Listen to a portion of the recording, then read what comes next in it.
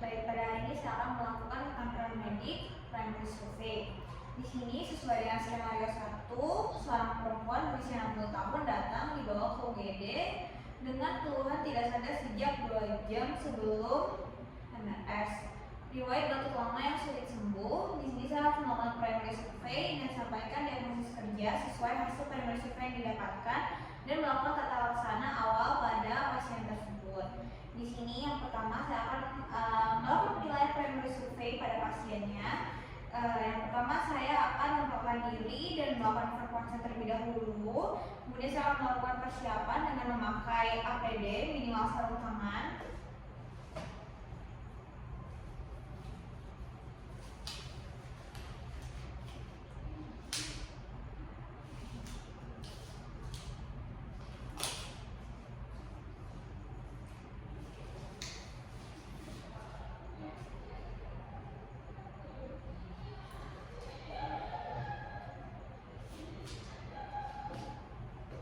Setelah mencuci tangan dan memakai sarung tangan, selanjutnya saya akan melakukan persiapan dengan memanggil bantuan tenaga medis yang lain. Baik, kalau begitu untuk Bapak Ibu perawat yang ada di sini, jika saya bisa minta tolong nanti untuk dibantu melakukan primary survey pada pasiennya ya.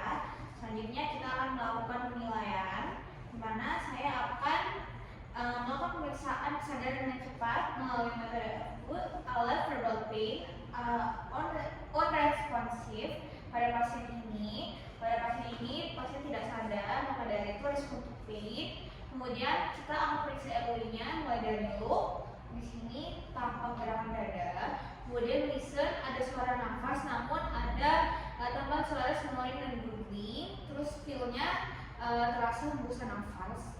Kemudian selanjutnya kita akan periksa breathing mulai dari loop, listen dan feel-nya juga.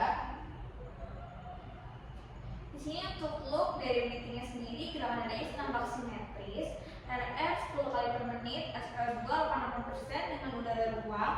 Kemudian setelah dilakukan listen, suara nafas simetris, vaskular, rocky, dan tidak ditemukan wheezing.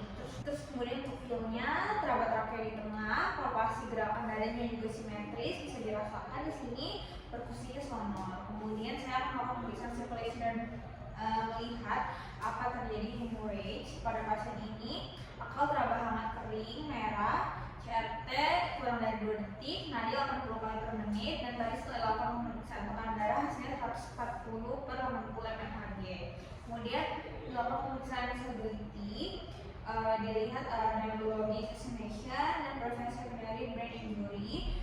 Pasien ini respon to pain, GCS-nya 225. Pupil dapat dilihat mulai disokor 2/2 mm.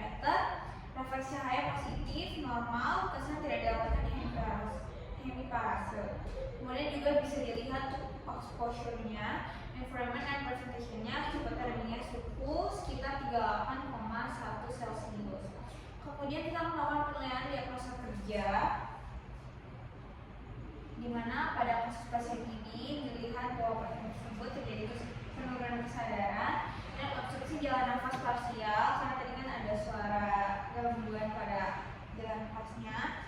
Kemudian gangguan oksigenasi dan febris. Kemudian selanjutnya kita akan melakukan penilaian tata laksana awal sesuai dengan primary survey yang tadi sudah dilakukan.